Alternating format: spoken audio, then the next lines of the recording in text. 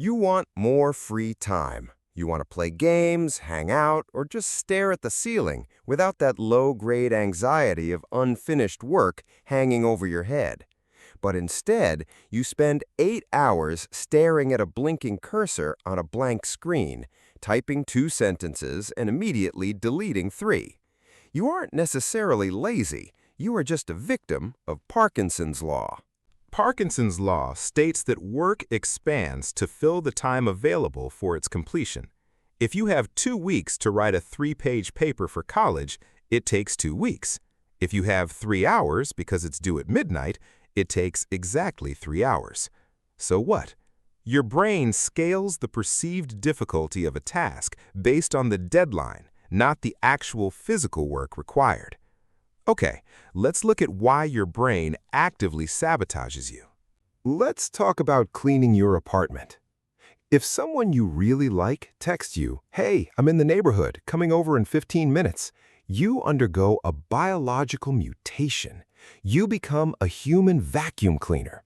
Trash is violently bagged, dirty dishes are hidden in the oven, floors are swept. You do a deep clean in 840 seconds.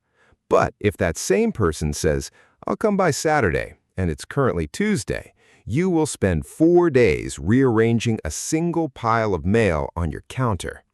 So what? The task didn't change. The apartment is exactly as dirty in both scenarios. The only variable was the time you were given. Cool.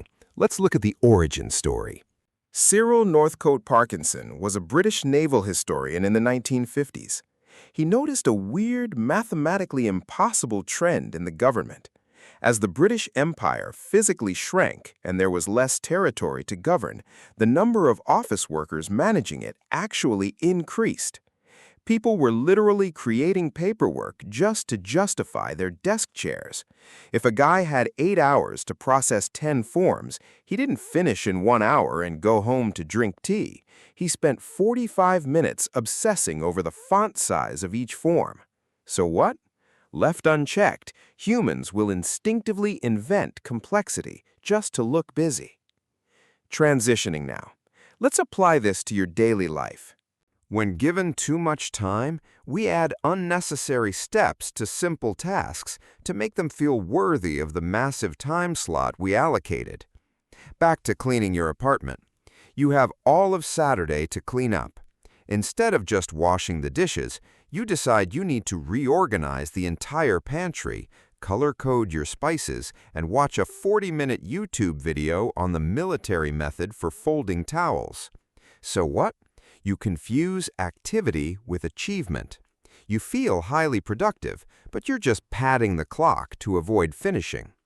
Which brings us to a fun little brain glitch. This is also known as Parkinson's law of triviality. It means people spend disproportionate time on trivial issues while completely ignoring complex ones. Imagine a committee tasked with designing a nuclear power plant. The reactor plans are too complex for most people to understand, so they approve the blueprints in 5 minutes. But they spend 3 hours arguing over the color of the employee bike shed outside because everyone has an opinion on paint.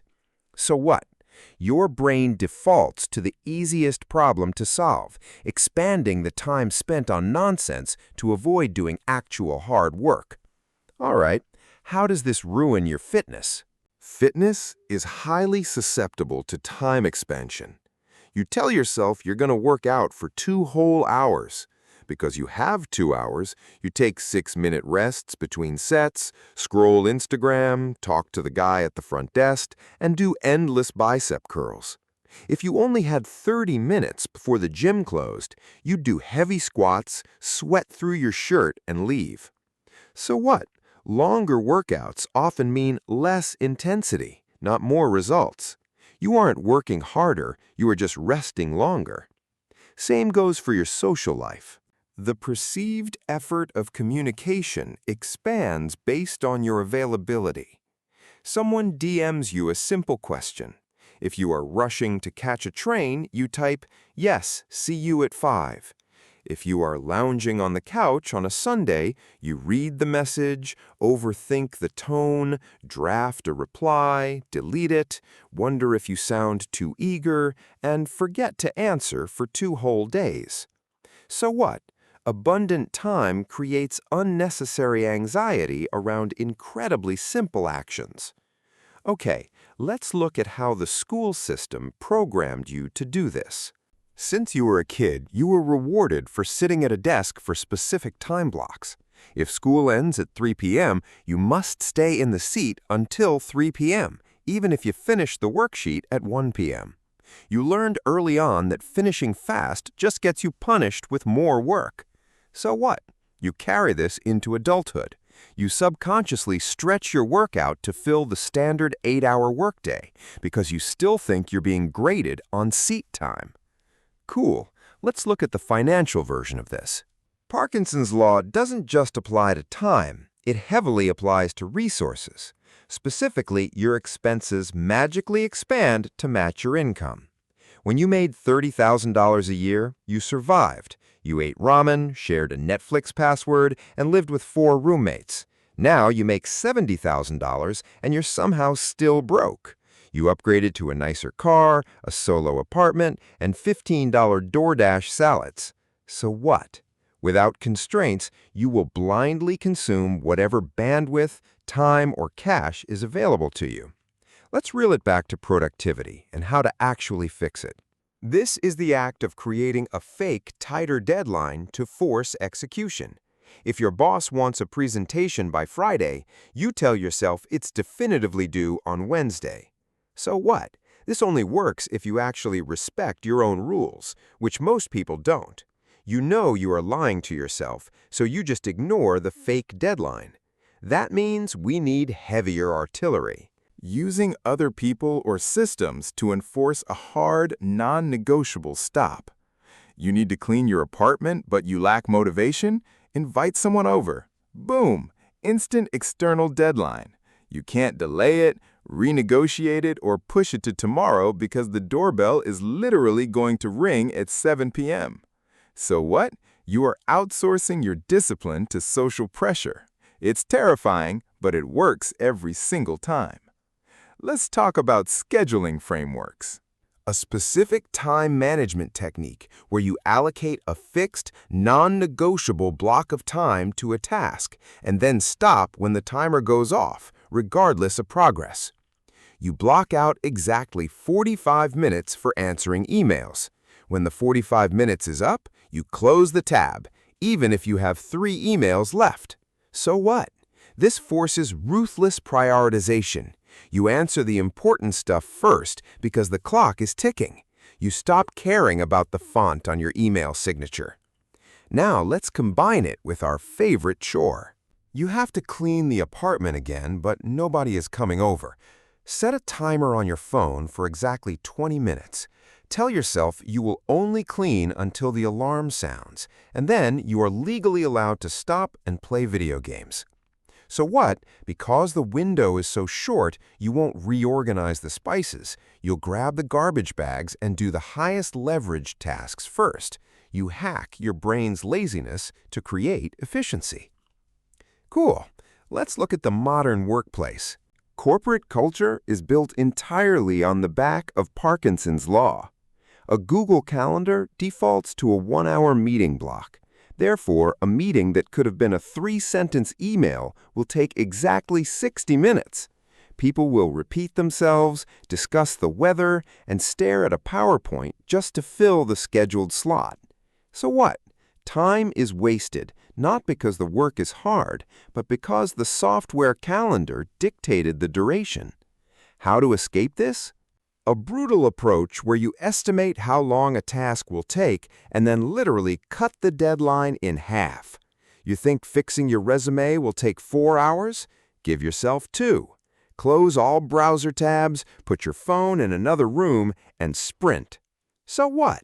The worst-case scenario is you miss the 2-hour mark but finish in 3. You still saved an hour of your life. But there's a dark side we need to cover.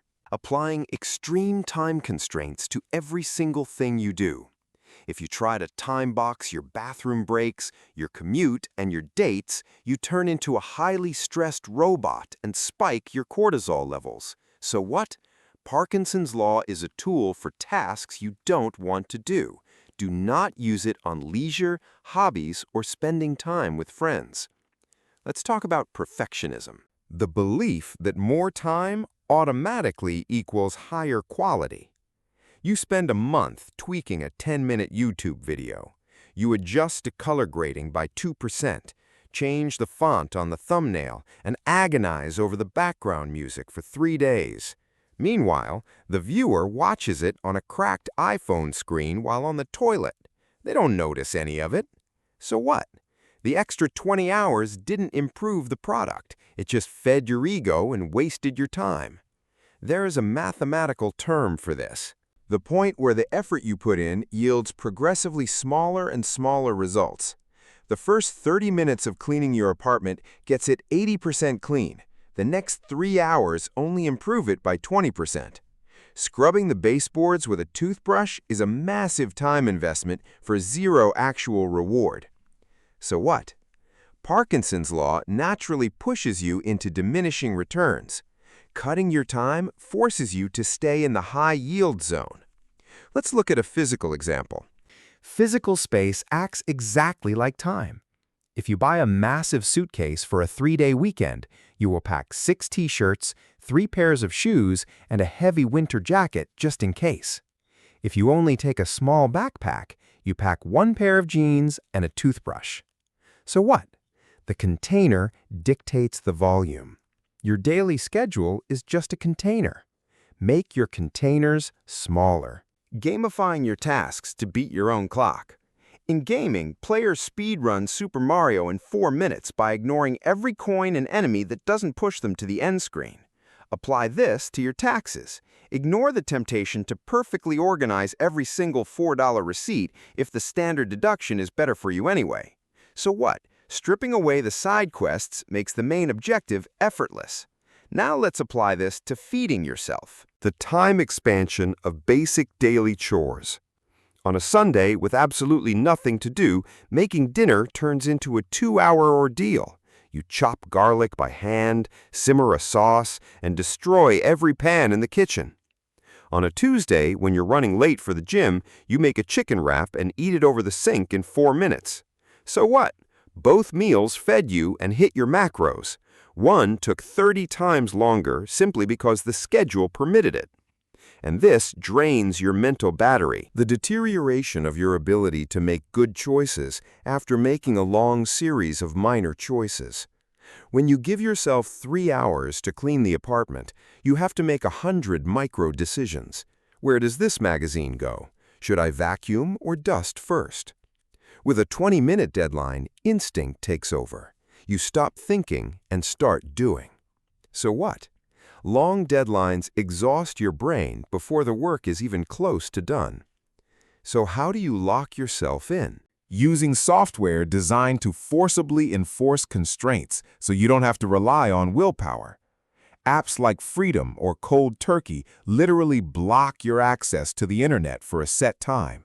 You sit down to write a report, you block YouTube for 1 hour. You physically can't distract yourself, so you are forced to just write the stupid report. So what? You remove the option to procrastinate, turning a deadline from a suggestion into a physical barrier. Let's bring it all back to the apartment. The girl is arriving in 5 minutes. The apartment is actually clean.